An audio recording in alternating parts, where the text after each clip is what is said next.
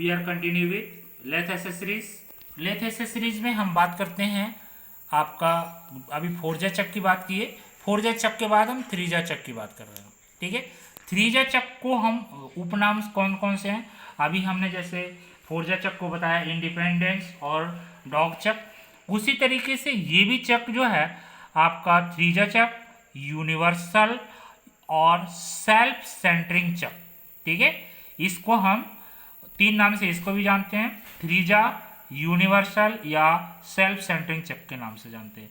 इसकी जो आप यहाँ पर देखिए इमेज के थ्रू हम समझाने की कोशिश करेंगे। ये थ्रीजा चक है। ठीक है, ये आपका एक तरह से स्क्रॉल प्लेट लगा हुआ है, इसके नीचे एक स्क्रॉल प्लेट लगा हुआ है जिसके ऊपर इसके नीचे भाग का जो ये थ्रेड है ये इसी स्क्रॉल के ऊपर मूव करता है। आगे इसमें हम चर्चा करते हैं।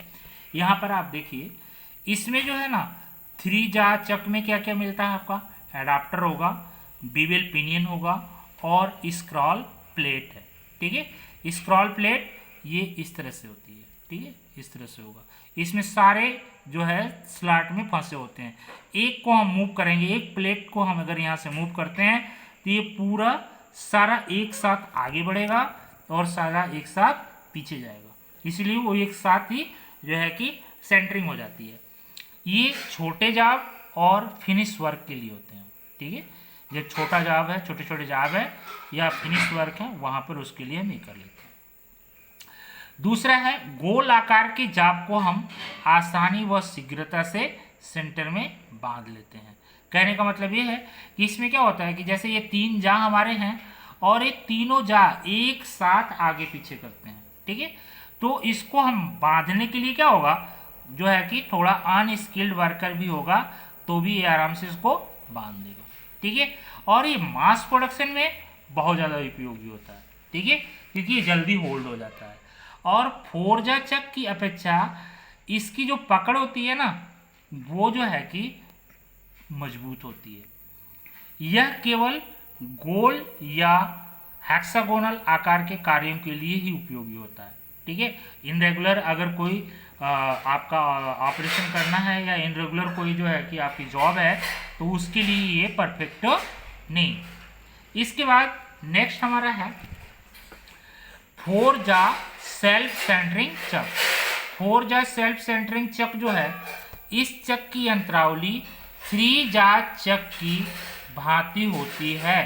अंतर केवल इतना है कि इसमें 4 जा होते हैं। ठीक है, कहने का मतलब ये है कि ये सारा मैकेनिज्म वही होगा लेकिन इसमें जो जा होंगे 4 हो जाएंगे। और इसका जो यूज होता है वो किस किस लिए होता है, गोलाकार वो हेक्सागोनल जाब को पकड़ने के लिए, मतलब जस्ट लाइक थ्रीजा चक की तरह ही होता है लेकिन इसके अंदर जो है कि 4 आपके जा लगे होते हैं। इसमें कितने जा लगे होते हैं, 3 जा लगे होते हैं। इसके बाद आपका आता है कॉम्बिनेशन चक। देखो जहाँ पे कॉम्बिनेशन शब्द होता है ना वहाँ पर मतलब कुछ चीज़ों का, कई चीज़ों को एक साथ हम जोड़ लेते हैं और यहाँ पर भी हम वही किए हैं। इस प्रकार का जो चक होता है ना थ्रीजा चक और फोरजा चक, इन दोनों चकों को हम मिला करके बनाए हैं कॉम्बिनेशन चक। इसमें क्या क्या होता है, कॉम्बिनेशन चक आप यहाँ पे देखो, कॉम्बिनेशन चक का आपको इमेज यहाँ पर दिख रहा है। इसमें जो है कि ये 4 जाता, इसकी जो ये प्लेट होती है ना ये 2 भाग में बंटे होते हैं। इसके ऊपर जो गुटका होता है ना वो फ्री घूमता है और नीचे का जो भाग होता है वो स्क्रॉल प्लेट के साथ घूमता है। यहाँ पे हम चर्चा करते हैं। इसमें 4 जा होंगे। ठीक है, प्रत्येक जा में 2 भाग होते हैं। ठीक है, और जो जा होता है ना ऊपर का जो भाग होता है वो अपनी इच्छा अनुसार, कहने का मतलब है कि इस तरह से ये आपका जो है प्लेट होगा और यहाँ पर क्या होगा कि इसके ऊपर यहाँ पर ये जो नीचे का भाग है ये स्क्रॉल थ्रेड के ऊपर मूव करेगा और ये जो ऊपर का भाग है ये फ्री होता है। हम इसको अपनी इच्छा अनुसार कहीं भी सेट कर सकते हैं। तो कहने का मतलब जब हम इनरेगुलर जॉब करना है तो हम फ्री गुटके के साथ काम कर लेंगे या कोई रेगुलर है तो उसको हम इस स्क्रॉल प्लेट के साथ कर लेंगे। तो कहने का मतलब 2 in 1 का काम करता है। परंतु जब जॉब का निचला भाग स्क्रॉल प्लेट के साथ चलता है तो इनरेगुलर जैसे जॉब को बनाने के लिए हम यूज कर लेते हैं। आगे बात समझ में। इस प्रकार के चक को स्क्रॉल प्लेट की जगह कैम प्लेट, देखो कभी कभी क्या होता है ना कि इस जो ये दूसरा भाग है ना, ये स्क्रॉल प्लेट के साथ तो मूव कर रहा है, कभी कभी हम कैम प्लेट लगाकर भी यूज करते हैं। जैसे हमारा ये स्क्रॉल प्लेट आपका ऐसे लगा हुआ है, तो हम काम के अनुसार यहाँ पर कैम का प्लेट बना देते हैं। कैम जिस तरह की हमें ज़रूरत है उसी तरह की हम कैम बना देंगे और उसको मास प्रोडक्शन में हम उसका यूज कर लेते हैं। कार्य को आसानी और जो है परिशुद्ध में हम बांध सकते हैं। इसके बाद इसकी जो पकड़ होती है ना, ये काफ़ी मजबूत होती है क्योंकि फोर्जा है और ये मास प्रोडक्शन में हम आराम से इसको यूज कर लेते हैं। इसके बाद हमारा आता है कॉलेट चक। ये जो कॉलेट चक है ना, इनका क्या काम है। कॉलेट चक आपके सामने यहाँ पे इमेज हम दिखाने की कोशिश करेंगे। आप देखो ये सारे कॉलेट चक हैं।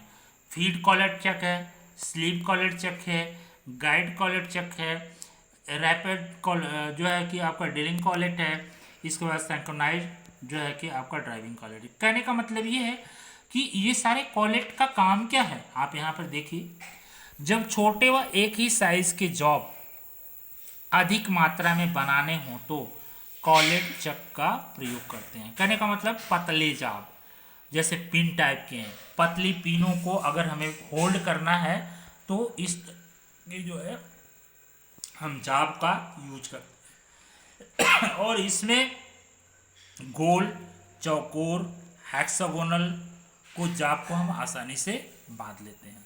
और इसको पकड़ने के लिए ना टेपर स्लिप, एडाप्टर बूस्ट का भी हम यूज करते हैं।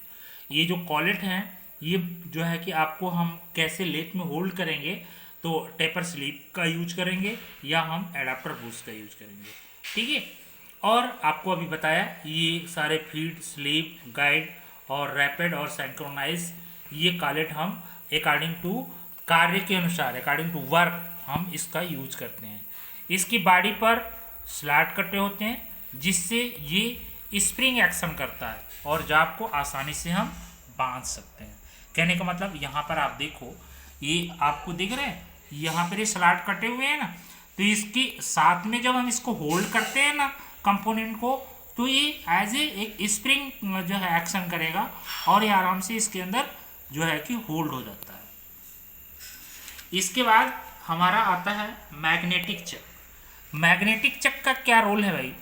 ये जो मैग्नेटिक चक होते हैं ना, मास प्रोडक्शन में हम अक्सर यूज कर लेते हैं और यह गोल या चौकोर होता है, ठीक है। इसका जो प्रयोग होता है ना, ये मैग्नेटिक चुंबकीय शक्ति के द्वारा हम करते हैं और पतले पतले कार्य को पकड़ने के लिए हम इसका यूज करते हैं। और ये दो तरीके के होते हैं। पहला होता है परमानेंट मैग्नेटिक चक। जो परमानेंट मैग्नेटिक चक होते हैं वो क्या होते हैं, इस प्रकार का चक अस्थायी चुंबक होता है। इस चक को जाप को होल्ड करने के बाद जाप में हल्के कट लगाते हैं। सिंपल सी बात है, इस तरह का होगा चक आपका ऐसे, इसके ऊपर एक मैग्नेट लगा होगा। मैग्नेट हम जब ऑन करेंगे तो ये इसको जो है सक कर लेता है और इसके ऊपर जो भी कंपोनेंट रखा जाएगा वो यहाँ पे होल्ड हो जाएगा। लेकिन एक चीज़ ध्यान रखना होता है कि ये लाइट वर्क और लाइट कट के लिए होते हैं, हैवी वर्क और हैवी कट के लिए नहीं होते हैं। इसके बाद हमारा इलेक्ट्रिको मैग्नेटिक चक आते हैं। ये क्या करते हैं, यह चक कॉलेट जैसा दिखता है। इसमें कार्य को चुंबकीय शक्ति द्वारा पकड़ा जाता है, पतले कार्यों को आसानी से किया जाता है। ये मास प्रोडक्शन में यूज होते हैं।